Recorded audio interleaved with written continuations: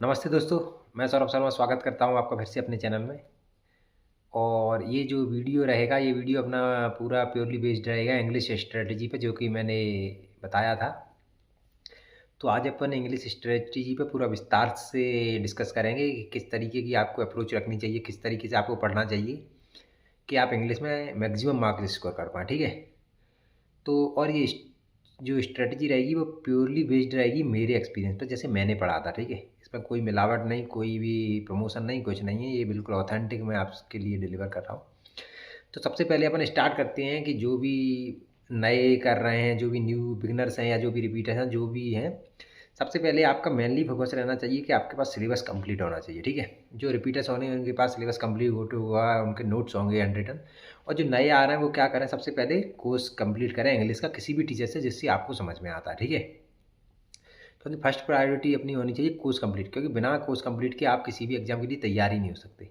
आप में कॉन्फिडेंस ही तभी आएगा जब कोई कोर्स आपने किया होगा, जब किसी सिलेबस से आप गो थ्रू हो गए होंगे, ठीक है। तो अगर सबसे फाउंडेशन अगर इंग्लिश का समझें तो सबसे पहले आपको किसी भी टीचर से पूरा ग्रामर का पोर्शन कवर करना है, और अपने हो सके तो हैंड रिटन नोट्स भी लिखना है, ठीक है। तो सबसे पहली बात हो गई ये। अब आपको पढ़ना कैसे, ठीक है। किसी भी टीचर से आप पढ़ेंगे तो क्या होगा कि वो सारे ग्रामर के जितने भी टॉपिक्स हैं वो पढ़ाएगा आपको डे बाय डे, जैसे कि पार्ट ऑफ स्पीच पढ़ाएगा, prepositions, subject verb agreement, adjective, pronoun, noun, बहुत सारी चीज़ें रहेंगी जो आपको वो पढ़ाएंगे। तो ये क्या होता है, ये सब पार्ट हैं। ऐसा फिक्स नहीं होता कि ये हर पोर्शन से क्वेश्चन आएगा। कभी क्या होता है कि क्वेश्चन मतलब किन्हीं किन्हीं पोर्शनों से वो उठाता है, किन्हीं से नहीं उठाता है, तो मतलब टोटल मिला के 25 क्वेश्चन आते हैं, तो वो कहीं से भी दे सकता है, ठीक है। तो ऐसे करके क्या करना है, जब आप पहली बार अपना कोर्स करेंगे तो आपको लगभग 10-15% ही समझ में आएगा।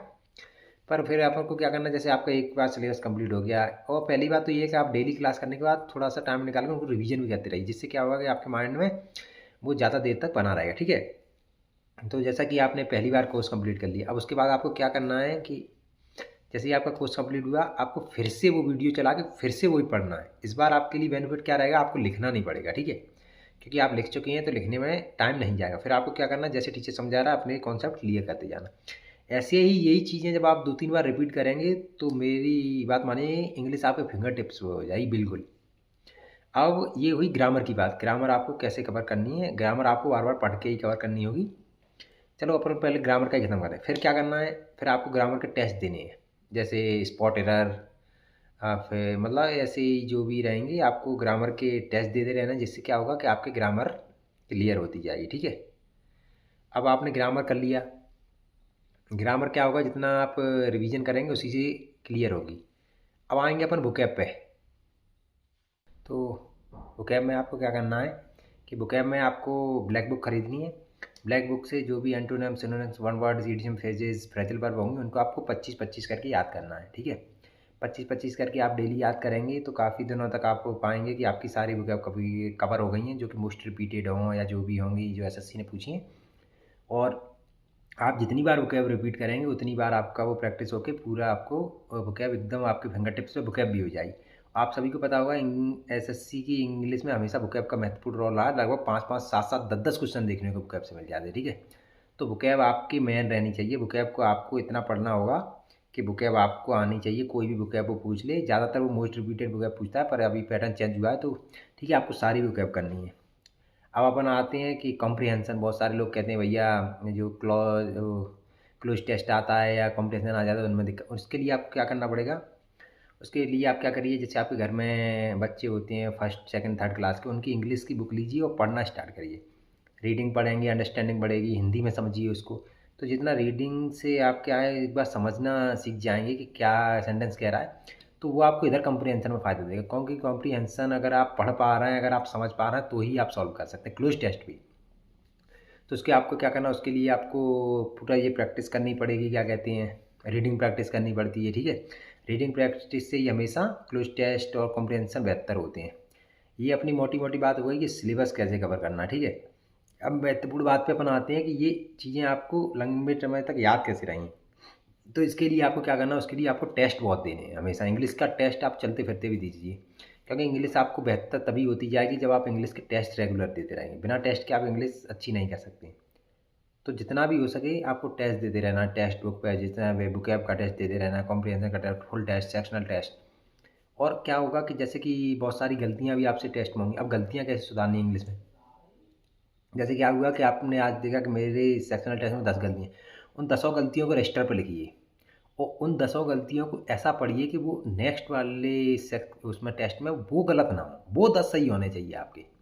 तो ऐसे करके क्या होता है, इम्प्रूवमेंट बहुत होती है। अगर वो आपके 10 सही हो गए तो इसका मतलब ये है कि आपने जो भी गलतियाँ हो रही थी उनमें काम किया है। तो ऐसे आगे चल चल के आप सारी गलतियाँ देखते रहेंगे तो एक दिन आपको इंग्लिश पूरा आउट ऑफ, इंग्लिश एक ऐसा सब्जेक्ट है जिसमें आप आउट ऑफ मार्क्स स्कोर कर सकते हैं। ठीक है, तो आपको क्या करना है, प्रैक्टिस करनी है। प्रैक्टिस करने के बाद जो गलतियाँ हो रही हैं उनको लिखना है। लिखने से क्या होगा कि आप बार बार वो उनको पढ़ेंगे तो नेक्स्ट टेस्ट में जब वो गलतियाँ नहीं करेंगे, तो वो जब नेक्स्ट टेस्ट में आप गलतियाँ नहीं करेंगे तो वो चीज़ें आपको कंटस्ट होती जाएंगी। ठीक है, हर बार इसकी तरह। तो सबसे पहले आपको ये करना है, एक कॉपी भी बनानी है टेस्ट की, और टेस्ट आपको मैक्सिमम लगाना, बट आपको टेस्ट लगाना स्टार्ट तभी करना है जब आप एक बार सिलेबस से गो थ्रू हो गए हो।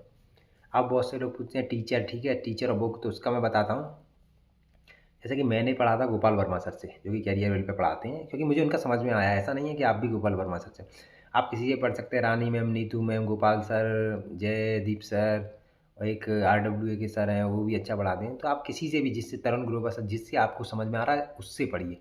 कभी ऐसा मत सोचिए कि मैं इससे पढ़ना है, मुझे इससे ही पढ़ूंगा, चाहे मुझे समझ में आ रहा है या नहीं आ रहा, भैया ने पढ़ा है तो मैं भी पढ़ूंगा। नहीं, आपको उससे पढ़ना है जिससे आपको इंग्लिश, क्योंकि टीचर कोई ख़राब नहीं होता है, सब टीचर अपने आप में बेस्ट है। ठीक है, और मैंने तो सबसे थोड़ा थोड़ा पढ़ा, जिससे मुझे जो अच्छा लगा वो मैंने पढ़ा है। वोकैब के लिए आप रानी मैडम को भी देख सकते हैं। रानी मैम काफ़ी वोकैबों का सेशन कराती हैं, तो उनसे भी आप वोकैब कर सकते हैं। ठीक है, और बुक, बुक अगर प्रैक्टिस के मेथड से लेनी है तो पिनैकल मैंने ली थी, तो आप लोग भी पिनैकल ले सकते हैं। ठीक है, पिनैकल बुक में प्रैक्टिस कर सकते हैं जब भी आपका सिलेबस हो जाए।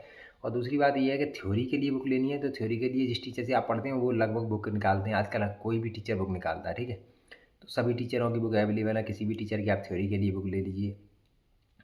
और सबसे ज़्यादा चीज़ आप फोकस करिए कि आप जो इंग्लिश है उसको आप देख रहे हैं कि डेली आप कुछ ना कुछ पढ़ रहे हैं उसमें। अगर आप लंबे समय तक उसको नहीं पढ़ेंगे तो आप भूलने लगेंगे। ठीक है, ये खासकर ज़्यादातर ये अप्लाई होता है वोकैब में।